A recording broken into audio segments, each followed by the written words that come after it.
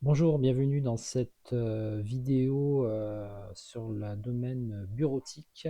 Je vais vous présenter le logiciel Microsoft Word. Dans cette première vidéo, on va étudier un petit peu, on va prendre une prise en main du logiciel Word dans le but de connaître les fonctionnalités les plus simples. Donc c'est vraiment pour le débutant qui n'a presque pas ou peu connu le logiciel Word. Le logiciel que j'utilise, il est sous Windows 11. Il est issu d'Office 365 pour entreprise. C'est la version 26.03, mais en gros, ça va être le même qu'on va retrouver dans la version récente de Word. Donc si vous n'avez pas exactement le même, ça va beaucoup ressembler. Au programme, l'ouverture, la création d'un fichier, les fonctionnalités retour avancées, l'outil Zoom, la barre d'outils d'accès rapide, vraiment pour les outils de base, les différents types d'enregistrement, la conversion PDF qui peut être intéressante pour convertir des fichiers Word en PDF, et l'outil impression. Donc je pars du départ. Je me mets dans le bureau, donc moi j'ai Windows 11, donc du coup j'ai Word ici, donc on peut faire un double clic sur le logiciel directement, et je peux cliquer sur l'outil aussi Windows, et je peux trouver Word ici. Donc au choix, ça dépend de votre système d'exploitation. Donc là, je vais créer un document vierge, donc à partir de rien. Je vais cliquer sur document vierge. La page Word s'affiche. Donc on a la barre, on a le ruban qui contient la barre d'outils. Admettons que je vais récupérer un document qui existe déjà. Donc si je veux récupérer un document qui existe déjà, je peux aller dans Fichier et ouvrir un document. Donc du coup, je vais dans Ouvrir un document existant. Ouvrir. Je dois chercher mon document. Admettons que je l'ai déjà enregistré dans Bureau. Dans Bureau, donc je vais le rechercher. Donc du coup, je vais en dessous, je vais dans Parcourir. Et je choisis l'endroit où je le trouve. Par exemple, s'il est dans le bureau, il est déjà dans le bureau. Il faut regarder à gauche en fait. Le mieux c'est d'aller à gauche et trouver bureau ici. Et là j'ai des fichiers. Admettons qu'il s'appelle IA par exemple. Je vais retravailler sur ce fichier IA. J'ai plus qu'à cliquer sur celui-là et cliquer sur ouvrir. Donc si je clique sur ouvrir, il va m'ouvrir le fichier au dernier moment où je l'ai enregistré. Par exemple. Voilà. Admettons qu'on va travailler sur un nouveau document. Notre document, il est ici, il est vierge, voilà, c'est la première fois qu'on touche, donc du coup on revient ici. Donc voilà. Ensuite, vous avez les fonctionnalités de base d'avance et pour revenir en arrière. Admettons que je vais écrire une phrase bonjour tout le monde. Mamie, je voulais pas qu'ils me mettent. Voilà. Donc ça c'est les outils pour revenir en arrière si on s'est trompé par exemple. Je clique dessus. Donc ça me revient en arrière en fait. Donc, du coup, je peux aussi aller en avant si je me suis trompé. Si je veux aller plus vite, je peux cliquer sur la petite souris ici, le petite flèche pardon ici, et, euh, et faire annuler en fait. Là, je peux annuler plusieurs actions en même temps, donc c'est pour aller plus vite. Je fais tout ça, il me revient à zéro.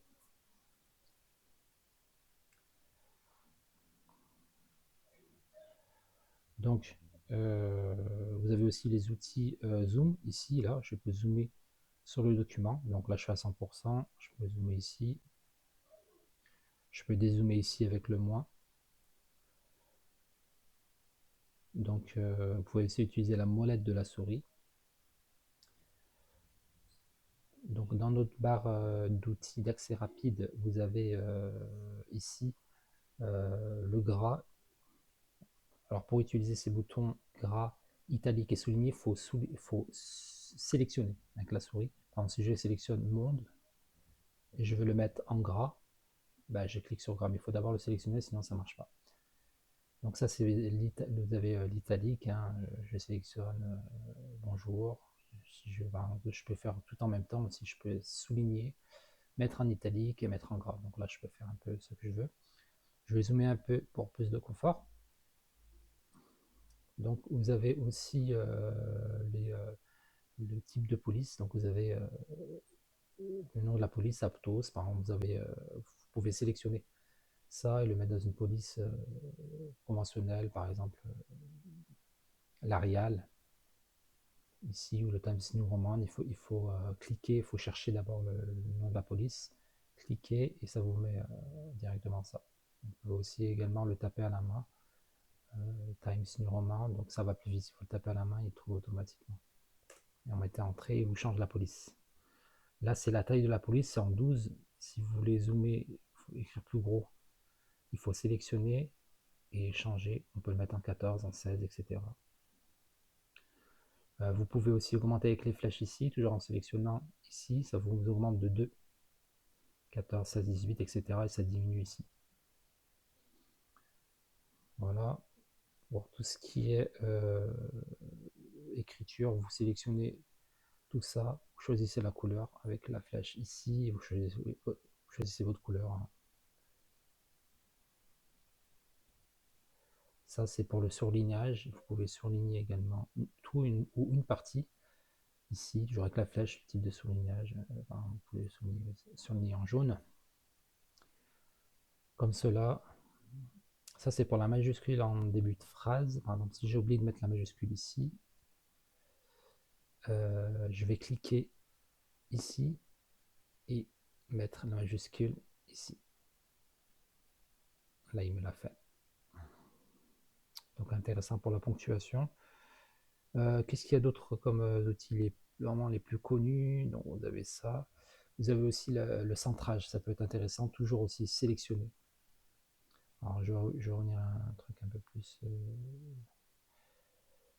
conventionnel. On va mettre en noir. Non, c'est pas grave. On va le laisser comme ça. Je sélectionne. Donc, là, je suis sur la gauche. Parce que quand vous mettez votre souris, en fait, il y a des informations qui s'affichent. Si vous savez plus ça veut dire quoi, vous mettez l'information alignée à gauche, donc il est déjà à gauche. Là, c'est le centrage, c'est très important. Là, ça va aligner à droite également. Et là, c'est l'outil justifié, ça peut être intéressant, ça, pour tout ce qui est... pour faire des lettres, par exemple, ce qui est plus caractère formel ou aligner des paragraphes ensemble. Donc vous avez le centrage et à gauche. Vous avez les couleurs du fond. Vous pouvez également sélectionner ici, dans cette palette-là. Voilà pour l'ensemble des fonctionnalités. Vous avez aussi un outil intéressant, c'est la dictée. Vous cliquez sur la dictée. Bonjour tout le monde. Voilà, il vous met... alors là, il a sélectionné là. Il dit ce que j'ai écrit. Il dit en direct ce que je fais.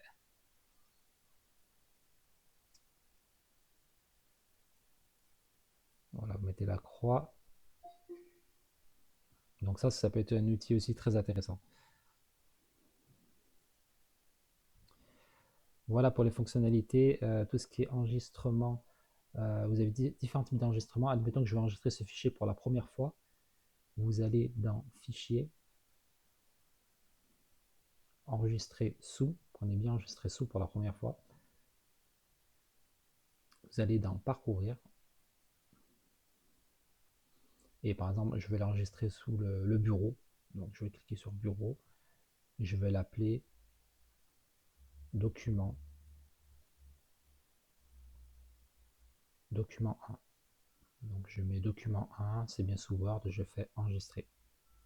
Donc vous voyez que le fichier s'appelle Document 1, il est enregistré. Vous avez aussi l'enregistrement automatique ici, là, en cliquant ici. Alors pour activer l'enregistrement automatique, il faut avoir un compte cloud, donc un compte OneDrive, sinon ça ne marchera pas. Donc l'enregistrement automatique, ça peut être intéressant si il y a une chute, une tension, une panne de tension, etc. Ça fait des enregistrements très réguliers chaque seconde en fait. C'est presque instantanément, donc à chaque instant il enregistre. Donc moi je vais le désactiver. Voilà, il est désactivé. Sinon, quand vous avez déjà enregistré votre fichier, vous pouvez faire des enregistrements successifs. Au lieu de faire enregistrement automatique, vous pouvez l'enregistrer tous les minutes ou toutes les 10 minutes, tous les quarts d'heure, sur la petite disquette ici, en cliquant une seule fois ici. Ça va faire des enregistrements, mais il faut déjà avoir fait l'enregistrement sous. Vous avez également l'équivalent de la disquette sur l'enregistrement ici. On voit la disquette ici, enregistrée.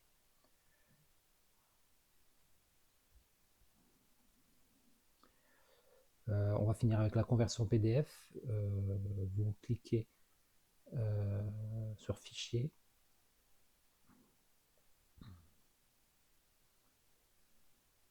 Exporter. Créer un document PDF. Et ici, créer un document PDF XPS. Donc là, vous cliquez ici. Vous voulez l'enregistrer par exemple toujours sur le bureau, donc il est toujours à sa place ici, hein, il ne change pas. On va sélectionner le bureau, on peut l'appeler le même nom en fait, document 1. Et alors là, il va me l'ouvrir automatiquement. Donc je fais publier. Ça s'appelle publier, donc il va m'ouvrir et ouvrir le fichier PDF. Voilà, donc c'est un fichier non modifiable. Ici. Et pour terminer avec les outils d'impression, pour vous imprimer le document, vous faites fichier, imprimer. Et ici, vous avez les outils d'impression, le nombre de copies. Vous choisissez votre imprimante. Bon, elle n'est pas connectée. Hein. Je choisissez une imprimante. Vous imprimez soit toutes les pages, soit la page active, soit seulement une page. Bon, là, il y a une seule page. L'impression personnalisée, c'est pour imprimer des pages spécifiques. Par exemple, de la page 5 à la page 15, ensuite de la page 23 à la page 24.